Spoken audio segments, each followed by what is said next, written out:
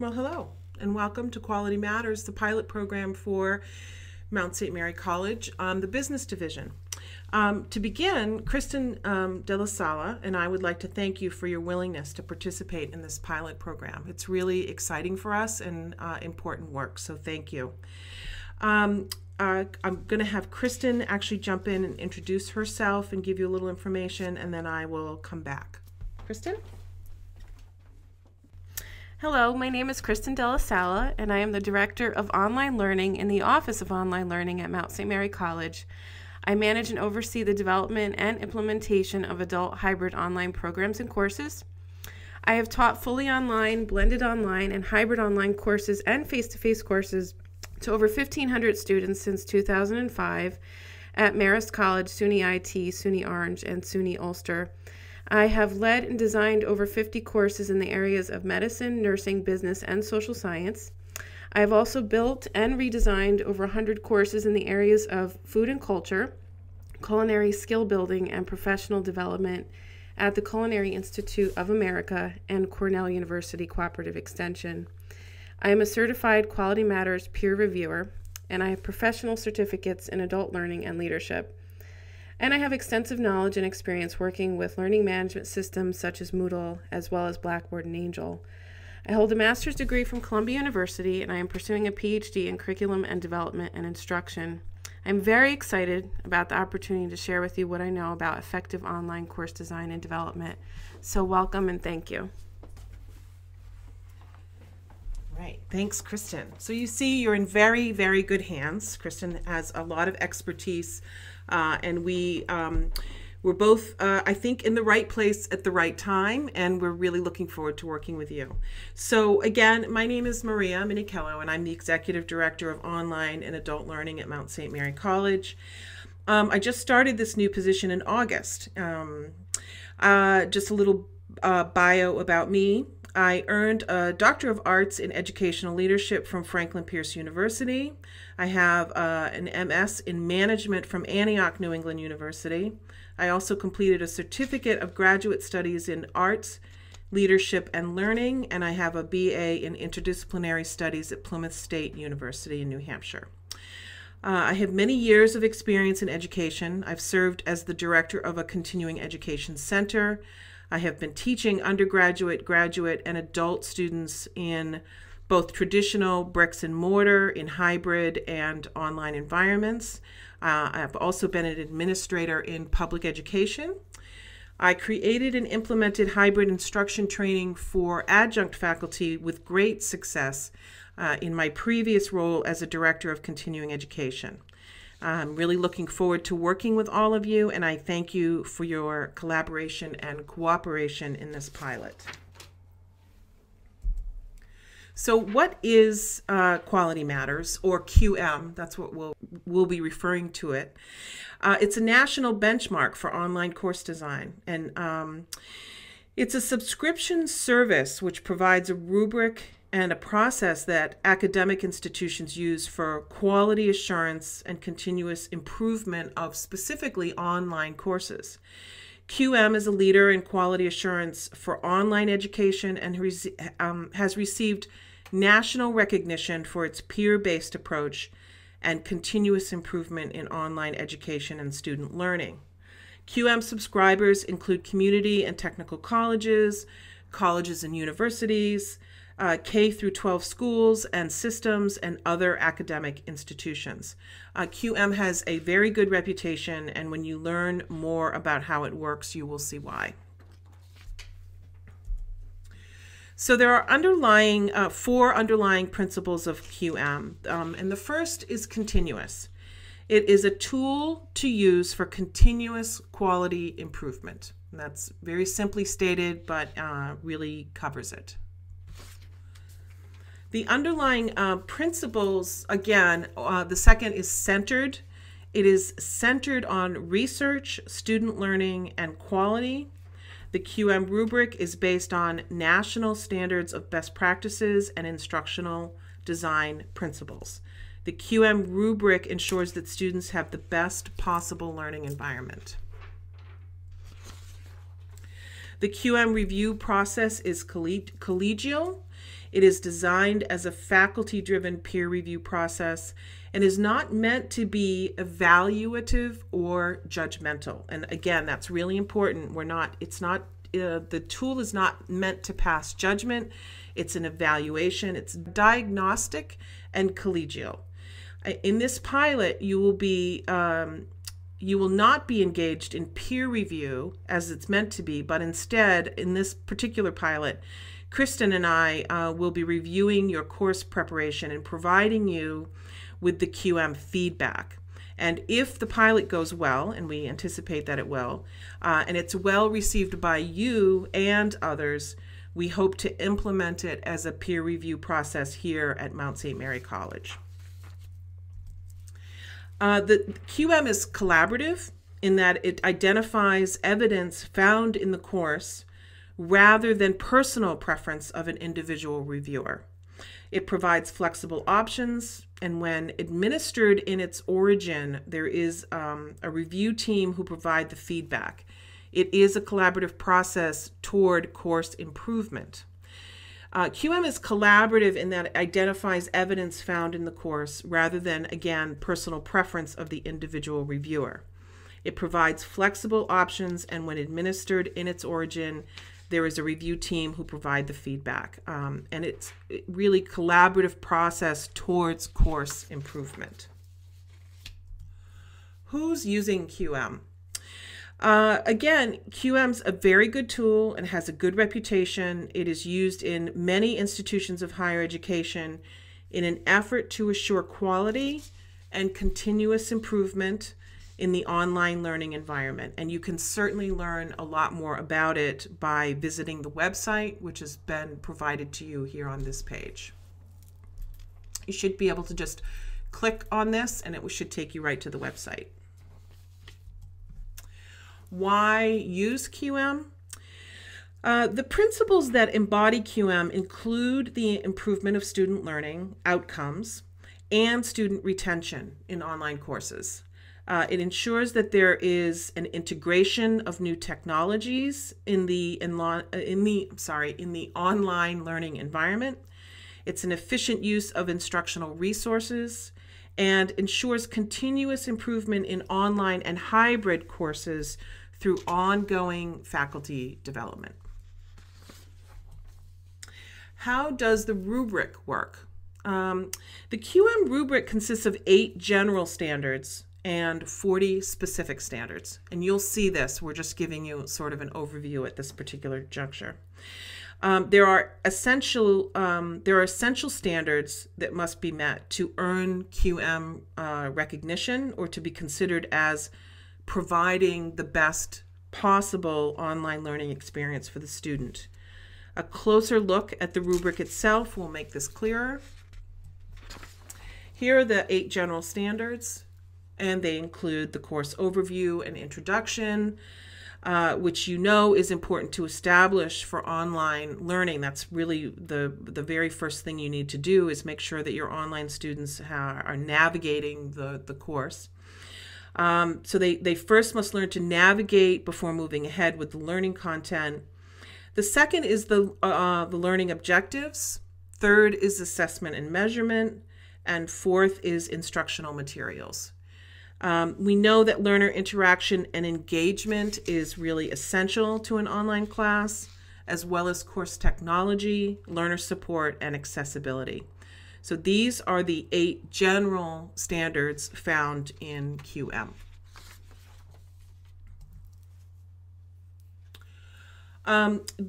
Each general standard has a subset of specific standards. So for example, in course overview and introduction, the rubric identifies the following, which is point number 1. The instructions make clear how to get started and where to find various course components. So that's just one example. There are multiple subsets under each 8 general standards. In learning objectives, a subset standard is example number 2, which is the course learning objectives describe outcomes that are measurable.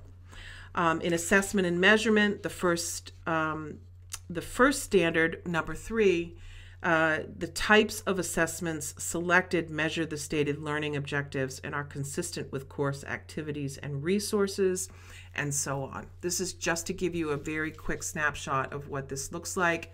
And again, it's very comprehensive, and there's much more information that will be coming your way on this.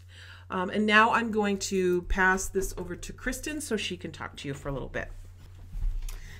All web-based courses should comply with Mount St. Mary College accessibility and disability policies and procedures.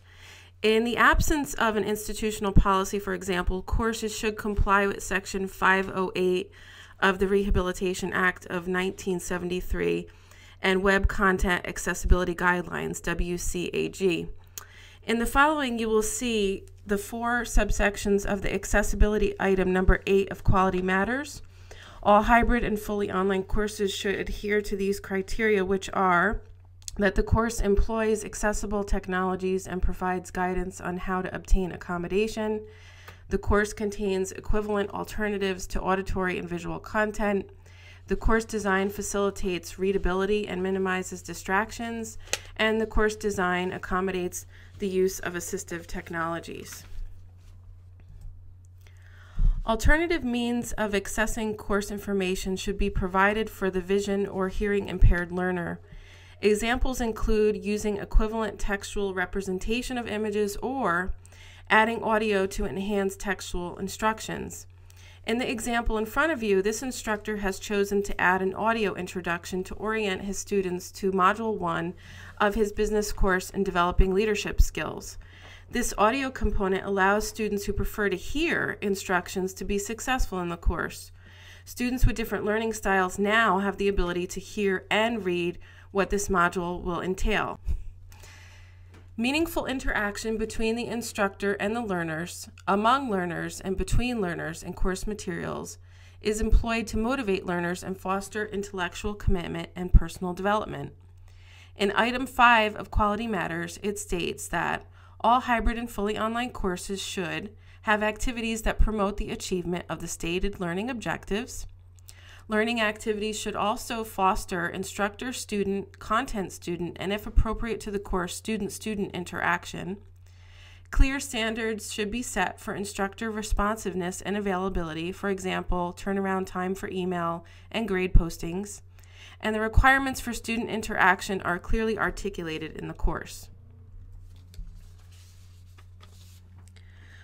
Learning activities should align with the course and module objectives of the courses as in Standards 2.1 and 2.2 of Quality Matters. In the example above, the instructor has aligned his activity objectives to the course objectives so that it's transparent for the student, as well as a reminder to the faculty and potentially even the institution, of how the learning connects to assessment and outcomes. New York State and Middle States also find these practices necessary, and accreditation bodies agree that alignment is key to student success and proper assessment. Please take the time to pause the slide and to read the objectives above. Pay attention to how they are framed and the verbs used to associate lower as well as higher order thinking skills. A clear statement of expectations helps the learner plan and manage their class participation and provides a basis for the instructor to evaluate participation. The more specific these expectations are defined, the easier it is for the learner to meet and adhere to the standards. Knowing how to interact, when to interact, and why is crucial to the student's success in the hybrid or online course. In this example, the instructor has given prescriptive instructions for an online discussion forum. He has clearly articulated what the objectives of the assignment are and what his expectations are, including, for example, when to post discussion responses and how much writing is normative for this assignment, as well as how to respond to peers in the class. Let's pause for a moment to read these expectations.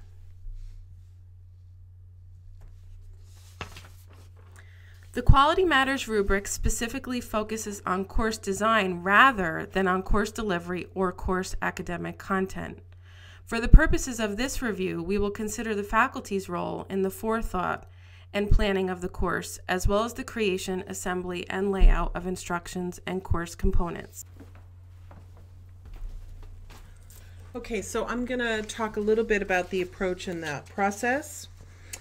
Kristin and I are serving as the pedagogical experts, not the subject matter experts. Again, not the subject matter. That's your role.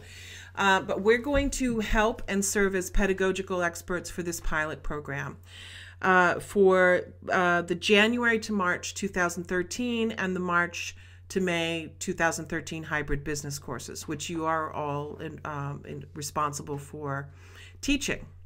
We're both going to review the course and provide feedback using the QM rubric. And we're going to then, after that, gather your feedback to inform the adoption process of the QM model. And we will make an informed decision based on feedback that we get from you. So here's the timeline for the project. We're introducing you to this pilot. Hopefully you'll have you will have the opportunity to get into Moodle and begin by actually listening to this PowerPoint presentation sometime between November 14th and 15th. And then we're going to ask that you begin reviewing your course and making revisions to your courses between November 15th and by December 2nd. So you'll have plenty of time, hopefully plenty of time there to make revisions to your current hybrid courses. And again, you can use the QM rubric to inform those revisions, which would be great.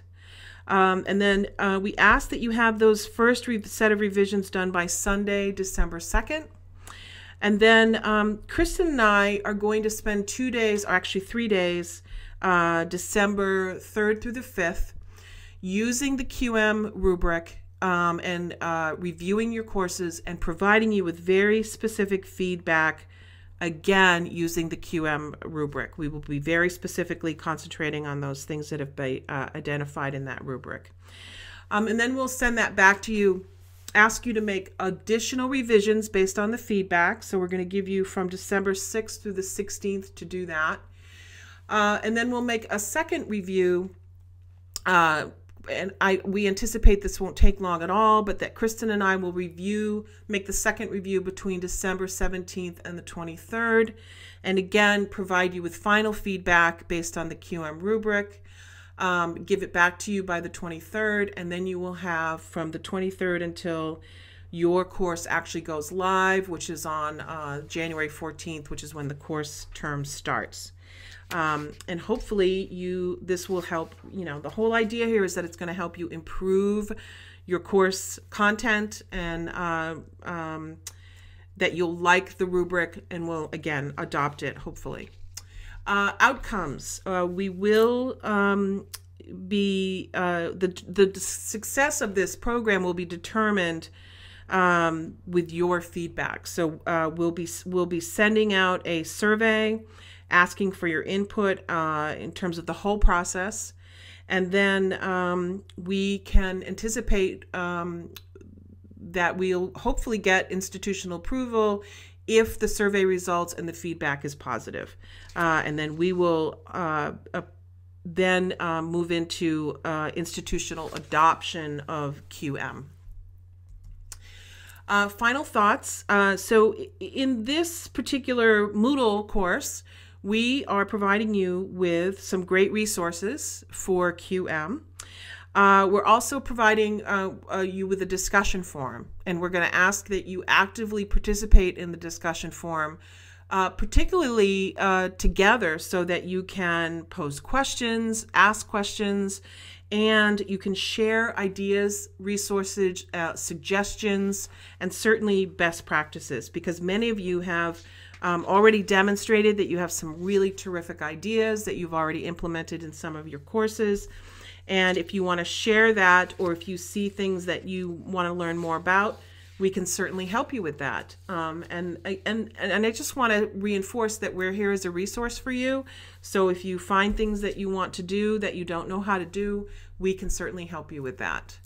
And then just a final slide is licensing information.